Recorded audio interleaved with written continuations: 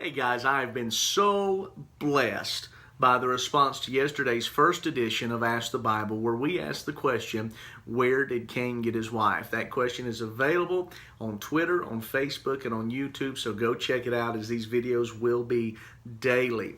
Today we're going to tackle a much more controversial and much more relevant to the now question, and that is, what does God think of interracial marriage? Now, what bothers me most is that in 2017, next week will be 2018, that questions like this are still being asked. Unfortunately, folks still see color, and some folks are still not sure what to make of this races living together peacefully thing, and we just haven't arrived. But let me preface this with a couple things. There is a restriction in the Bible upon the Jews in the Old Testament from marrying outside of the Hebrew race. But now this restriction had nothing to do with race. It had to do with the bloodline of Israel because of religion. See, even today the Bible instructs us that we're not to be unequally yoked. A believer is not to enter a covenant relationship of marriage with someone who is not saved. You can't change them. You can't bring them along. If you are saved and you're married to someone who's an unbeliever, the Bible instructs us to stay in that marriage and to attempt to win them to the Lord. But we cannot enter a marriage as a believer with someone who is lost. Now, in the Old Testament, this was very, very practical, because when a young Jewish girl would marry a boy from outside of Israel, brought into the family would be the religion of the boy's parents, and with it came the worship of false gods. Once again, it was a religious thing, not a skin color thing. Secondly, it bothers me that folks see this as a very black and white issue. It's a gray issue for some, but they see it's a black and white issue. In the town where I live, I know of a couple whose ministry was decimated after they were married because he is white and she is black. They both had vibrant ministries. He was a preacher, she was a singer, until they were married. Now they couldn't buy an invitation to most pulpits, and there's been no moral failure. There's been no scandal in their lives. They're squeaky clean folks that love the Lord, but it's because they married interracially. Not 5 miles from where they live, another dear friend of mine is a respected pastor who married an Asian lady that he met in the military, and he's a popular local pastor, and folks seem to respect and love this gentleman. Now, what's the difference? The difference is hatred in the heart toward a particular pigmentation of skin. And we have to face this racism head on in the mirror and in our own lives and admit the traditions that we may have come to the table with.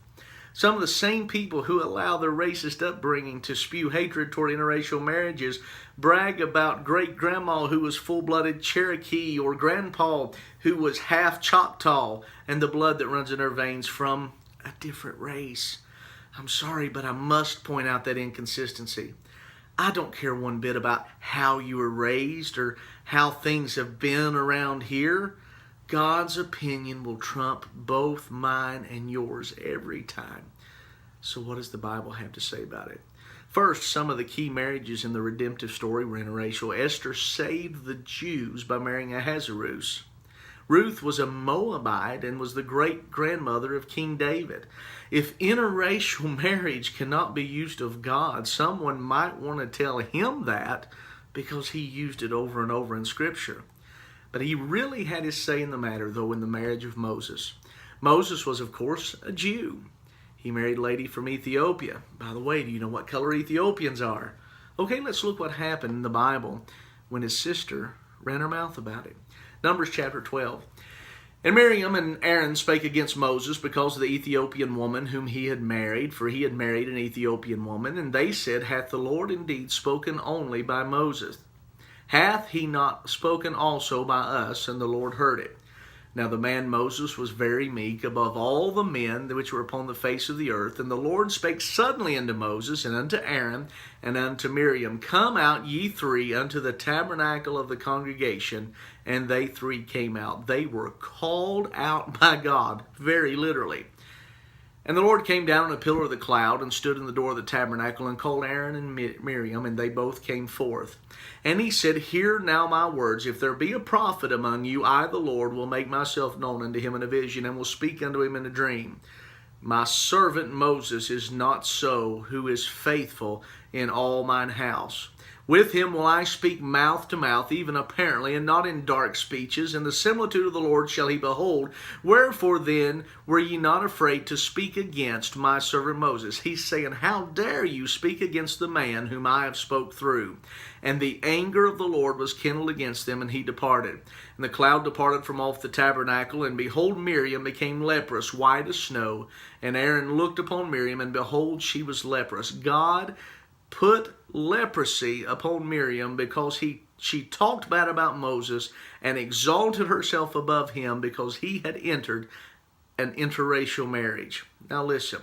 And Aaron said unto Moses, Alas, my Lord, I beseech thee, lay not the sin upon us, wherein we have done foolishly, and wherein we have sinned. Aaron, the first high priest of Israel, acknowledged that his racism toward interracial marriage was sin because he had spoken to God about it and was convicted by God. Let her not be as one dead, verse 12 of Numbers chapter 12, of whom the flesh is half consumed when he cometh out of his mother's womb. And Moses cried unto the Lord, if her father had but, saying, Heal her now, O God, I beseech thee. And the Lord said unto Moses, if her father had but spit in her face, should she not be ashamed 7 days? Let her be shut out of the camp 7 days, and after that let her be received again. And Miriam was shut out from the camp 7 days, and the people journeyed not till Miriam was brought in again. And afterward the people removed from Hazeroth and pitched in the wilderness of Paran. Moses was God's man, his prophet. And because Miriam spoke out against his interracial marriage, she was stricken with leprosy. And only Moses' gracious pleading for her life spared her. We might do well to note that when God speaks on an issue, we are to hear. God has spoken on interracial marriage. Unfortunately, the Sunday morning worship hour is still the most segregated hour of the week. I would encourage us all to do what the nation of Israel did. Those who had spoken against interracial marriage repented. And verse 16 says, And afterward the people removed from Hazeroth and pitched in the wilderness of Paran. In other words, hear God's opinion and move on. I'm looking forward to another video that will be coming probably after the first of the year, where we will answer the question of where did all of the races come from. And I believe when we look at this, you'll find a lot of common ancestry that we have with our brothers and sisters of all different races and all different people groups and all different ethnicities. Hope this has been a blessing. Controversial? Probably, but it shouldn't be. Love you guys. We'll see you tomorrow.